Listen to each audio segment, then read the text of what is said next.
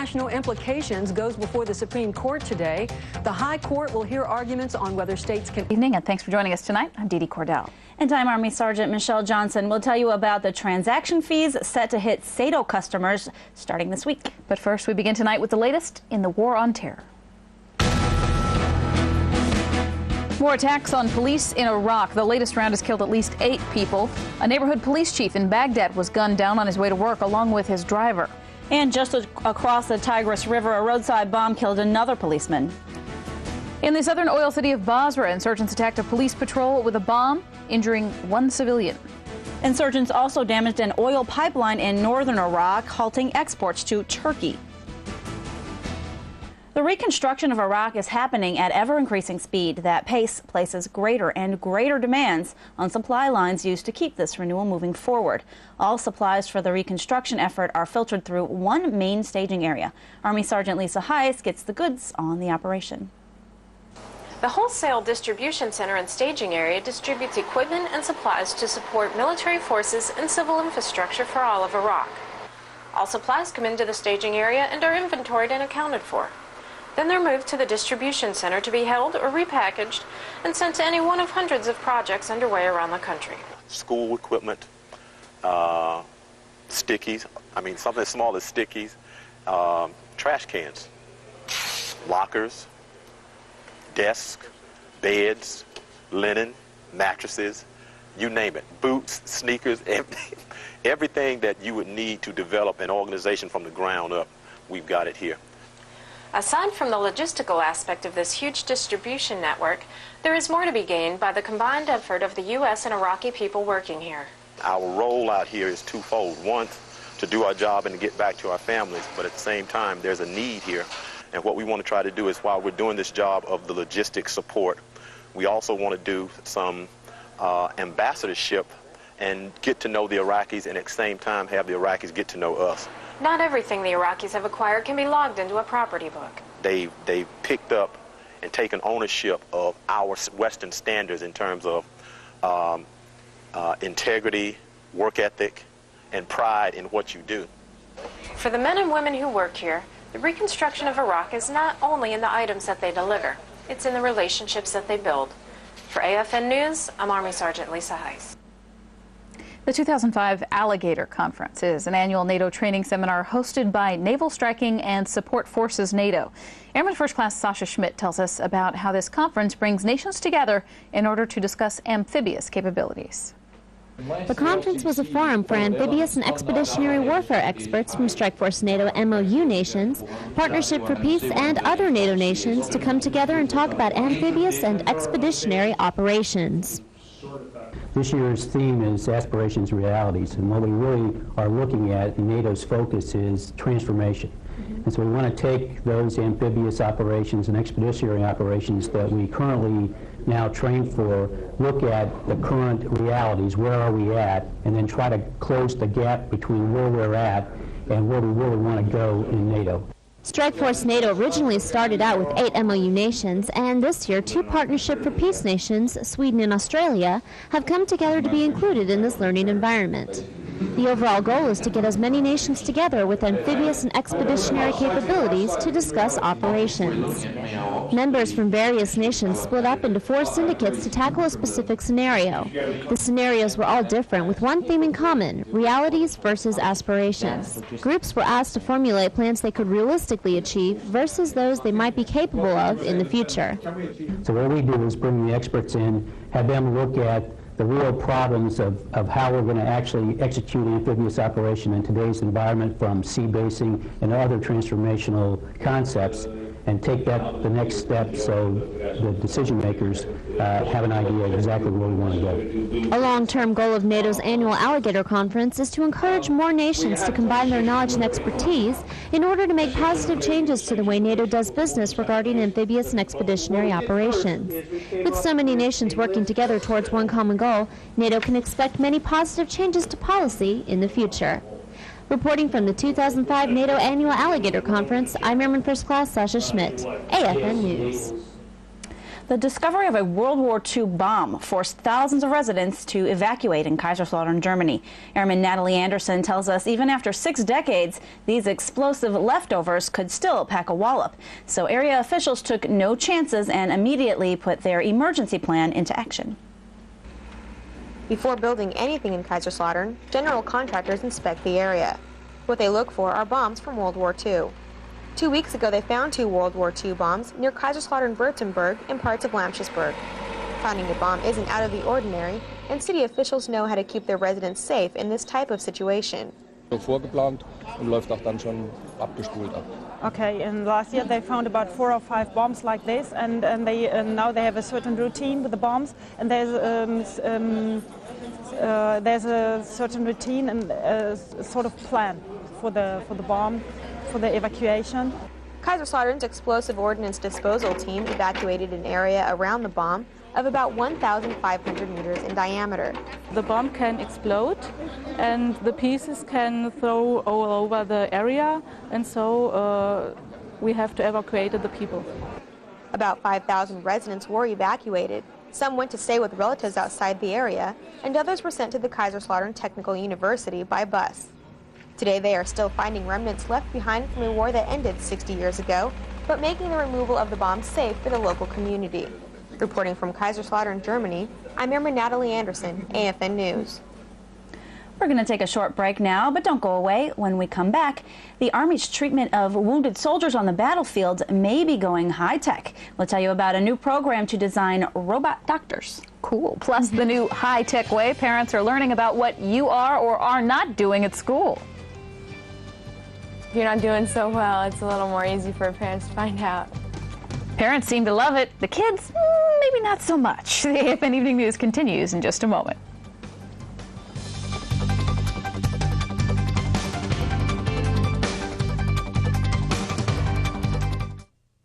I'm a longtime customer of the Army and Air Force Exchange Service and a member of the AFI's Board of Directors. One of AFI's toughest yet most rewarding missions is to serve soldiers and airmen who are deployed in support of contingency operations throughout the world.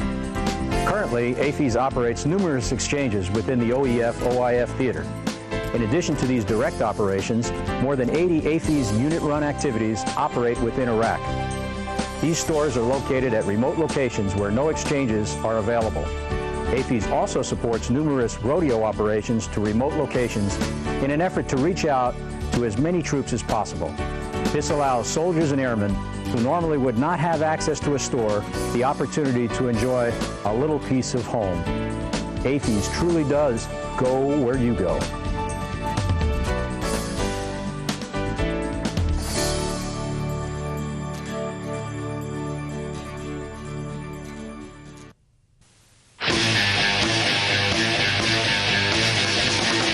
World-class people of U.S. Air Forces in Europe are postured to respond to any mission, anytime, anywhere. In fact, when we get the call to jump, we don't waste time asking how high. By then, we're already in the air.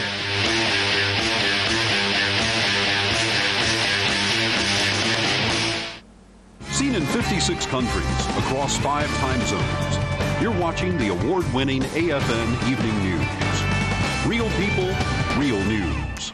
The 2nd of the 502nd Aviation Regiment touches every helicopter that goes into or comes out of Iraq or Afghanistan. It's made up of soldiers, local nationals, and contractors. These contractors are part of Dynacorps International. Air Force Sergeant Autumn White takes us to Antwerp, Belgium, as Dynacorps contractors move the mission along. Dynacorps makes up the overwhelming majority of employees from the 2nd 502nd. Most are prior service, so working alongside the Army comes natural. Mike McSherry has been with Dynacorps for 9 years. Right now, Dynacorps Aerospace is here at Antwerp, and we're preparing to get our equipment ready to unload the ship. What we have here is we have a tow bar, which we use to pull the helicopters off the ship and steer them down the ramp. The job is quite demanding and long hours are a given. But the overall focus is, of course, the mission of the 2nd 502nd. Working with Dynacorps Aerospace hand in hand with the Army gives you a lot of satisfaction, knowing that we're helping to defend the United States of America, not only here in Europe, but throughout the Army's mission around the world. Definitely an army of one. Dynacorp contractors work hard and efficient alongside their Army and local national counterparts. Reporting from Antwerp, Belgium, Air Force Sergeant Autumn White, AFN News. The Pentagon is awarding $12 million in grants to develop a new way to treat wounded soldiers. It's called an Unmanned Trauma Pod. The unit's designed to use robots to perform full scalpel and stitch surgeries on wounded soldiers in battlefield conditions. A spokesperson for SRI International, a nonprofit laboratory that often handles Defense Department research, says that the project remains at least a decade away from appearing on any battlefields. Now, statistically, there are fewer casualties on today's battlefield, due in part to the lessons learned and the training that medical specialists are continually receiving.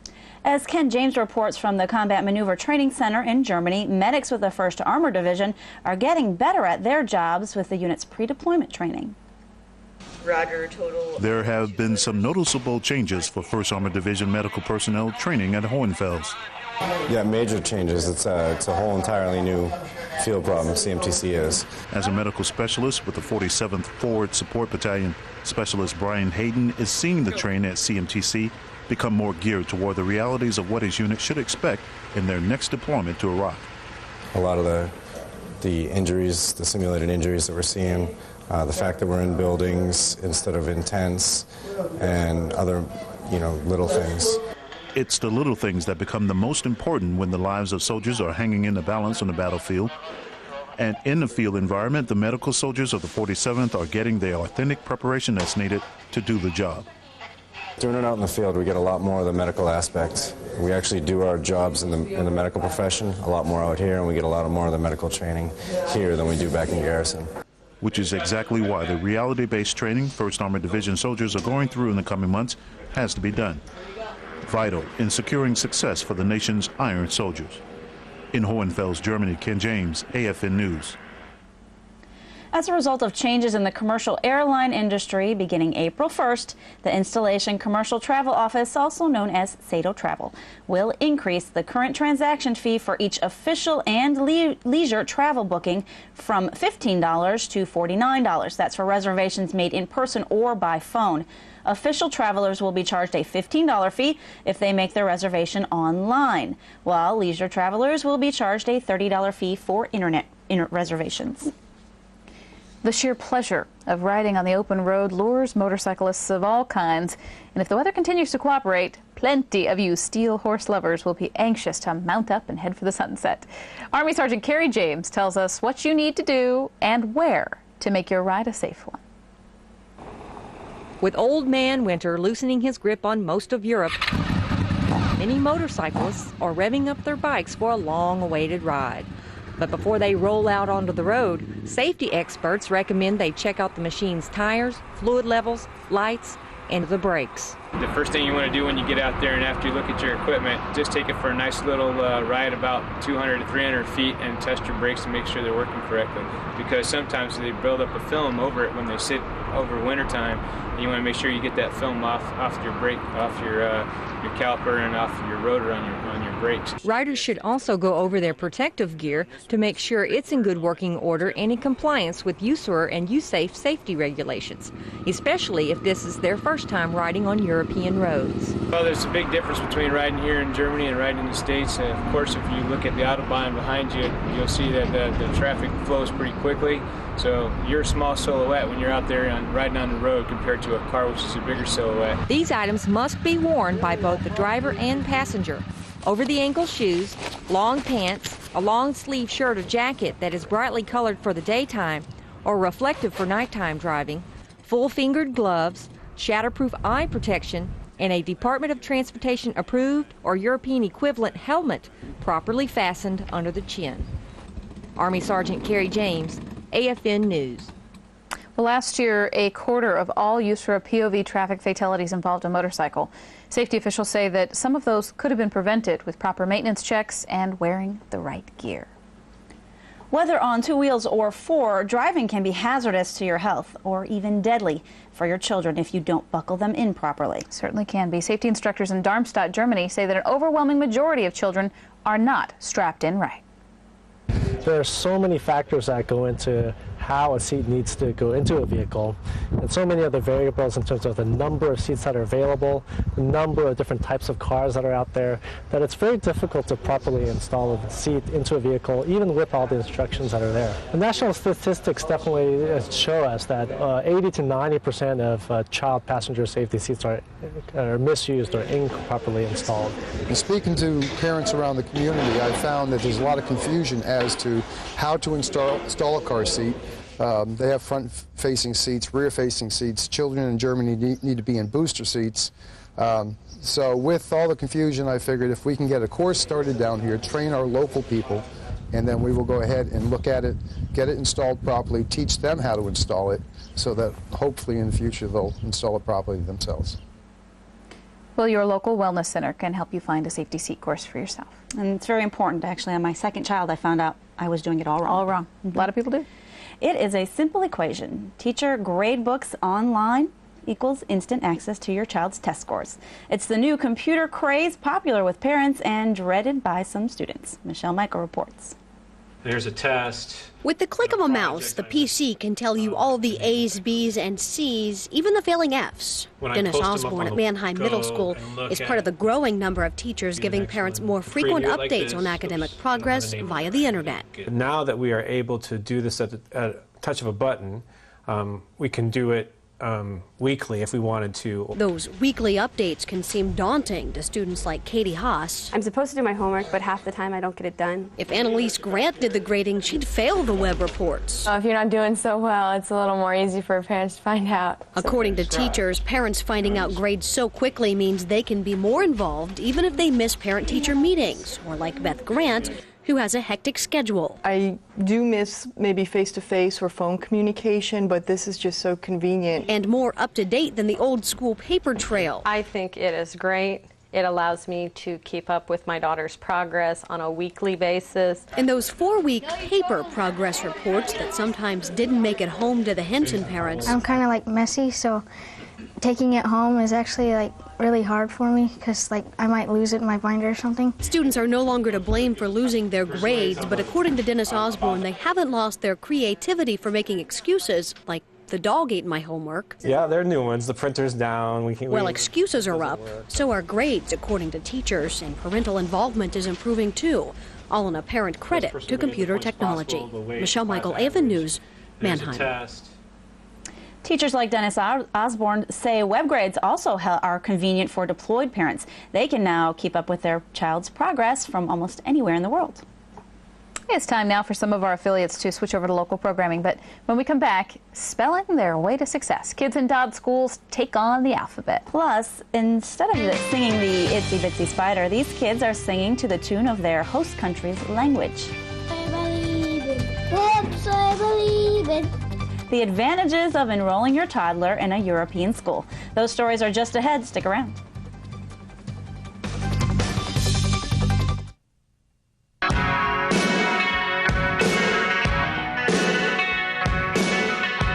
Get out and see the world, but don't spend the world doing it. Visit ITT. It's your golden ticket.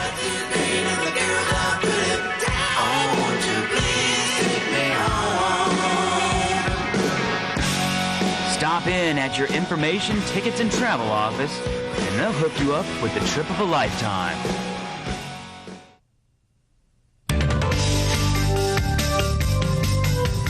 As an Army family physician, when one of my patients needs specialty care on the local economy, I feel confident that they're going to receive the best possible care. Our TRICARE Preferred Provider Network colleagues meet the same requirements as our military healthcare providers. We monitor the quality of their care, and we respond to valuable feedback from our patients. When you use the host nation medical system, be assured that you will receive the same quality of care that you would receive from us.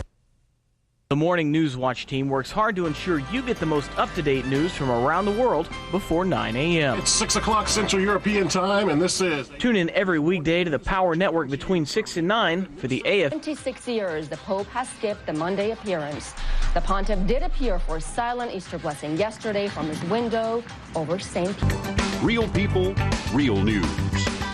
Most of us rely on software these days to make sure that our daily reports and term papers are free of spelling errors. A little quick spell check can make all the difference in your day. Air Force Sergeant D.L. Spence, though, tells us about a group of young people who spell words the old-fashioned way.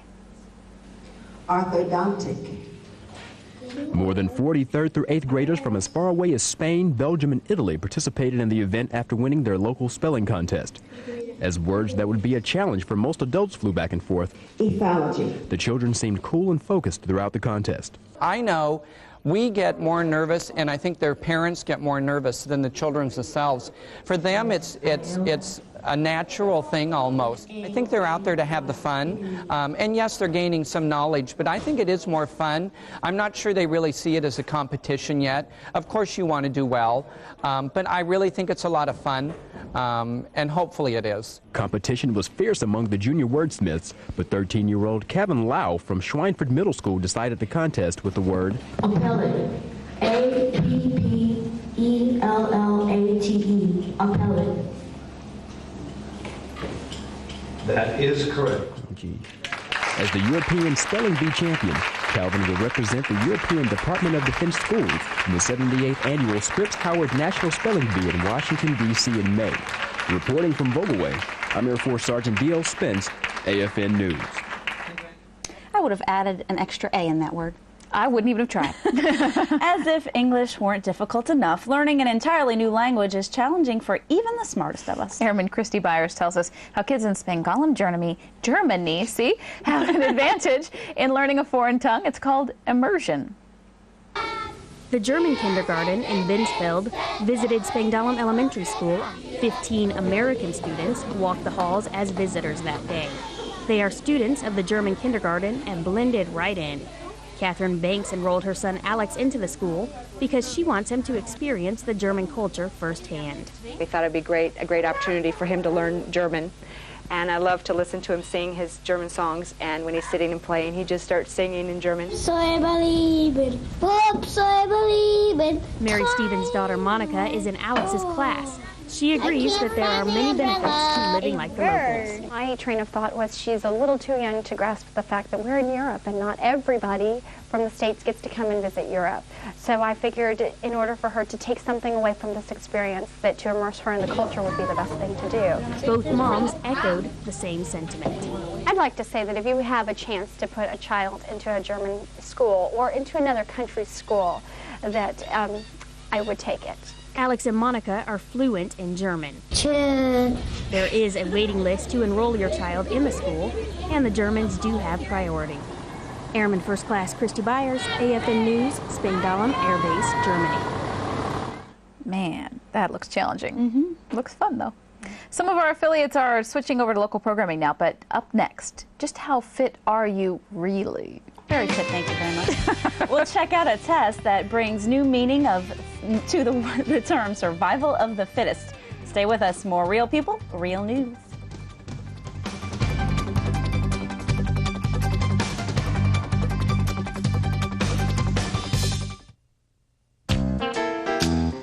Vacuum-packed meats are a unique part of the European commissary experience. But did you ever wonder what we do to make them look this way? Or better yet, why? Let us show you. Each month, about 1 million pounds of fresh, top-quality American beef and German pork are processed into vacuum-packed patties, steaks, chops, and roasts at our central meat processing plant in Germany. Maintaining highly sanitary conditions and sealing in this sturdy, airless, leak-free package extends the shelf life enough that all but our most remote commissaries can make fresh, never-frozen meats available every day in a wide variety of choices. But if you need something other than one of the 120 different choices routinely offered, our professional butchers can handle that too. Just ask your store's meat manager about placing a special order. So why do we do it? Because for commissary patrons, only the best will do. Looking to get more out of your tour of Europe? Visit the dutyeurope.navy.mil website. You'll get answers about living in Europe. Plus, it has something for the traveler: site destinations, driving directions, and toll charges. Enjoy your time in Europe and let dutyeurope.navy.mil be. And it's never had anything in it except vegetable oil. Yes, biodiesel is made from vegetables. Airmen in Kaiserslautern, Germany hit the gym for a different kind of workout. Airman Peter Mellon tells us about the Fitness Survivor Challenge 2 at the Vogelway Fitness Center. Teams of eager airmen competed in the Fitness Survivor Challenge 2 with the goal of becoming this year's fitness survivors. Fitness center staff turned the Vogaway gym into an arena filled with obstacles to test the fitness of each team. The teams overcame tests like the Caterpillar race to test balance and teamwork, and a fitness trivia quiz to work out their brains. The team-based atmosphere built unit morale and unity. Well, teamwork is a great deal to the Air Force and the military, so we like to use teamwork outside of work and bring it in for fitness and camaraderie and have a good time. So what else better to do than have a fitness survivor event? This year's Ramstein Area Fitness Survivor team is from the 435th AMDS. They also won last year's challenge. Reporting from Vogaway, Germany, I'm Airman Peter Mellon, AFN News. Well, the Navy believes it takes a proactive approach to establish a highly trained and diversified workforce. Navy journalist Michael Pulley says that's why the Navy is showing its sailors how to teach others to embrace diversity through equal opportunity training. These sailors participated in Command Training Team Indoctrination, hosted by the Naval Center for Personal Development out of Virginia Beach. Master Chief Kenneth Reichert, the center's equal opportunity advisor, led the training. Enlisted and officers alike learned what it takes to conduct Navy rights and responsibilities workshops at each of their respective commands. This training is part of the Navy's proactive approach to equal opportunity and coincides with Naval Region Europe's effort to promote equal opportunity in the workplace. But diversity has moved us into a proactive approach. What do we have in our Navy? What do we have in our entire force? Not only people in uniform, but civilian GS personnel from the Bronx or something like that. For AFN Naples, I'm Seaman Michael Pulley. Before we go tonight, as Sergeant Johnson was wolfing down every peep in Germany. That's right. And she was eating as much chocolate as she could find. Exactly. Troops in Fort Hood, Texas welcomed an extra special guest to their Easter Sunday services. The First Family spent part of the holiday at the nation's biggest active duty military armored post. The president offered prayers of peace and for the soldiers and their families, of course. It's the third straight year the president has attended Easter services at Fort Hood. And are you about Easter egg hunted out? I am. I missed every Easter egg hunt in the community. I was 2 seconds too late for everyone. We're going to have to work on your timeliness. I know. Thanks for joining us tonight. We'll see you tomorrow.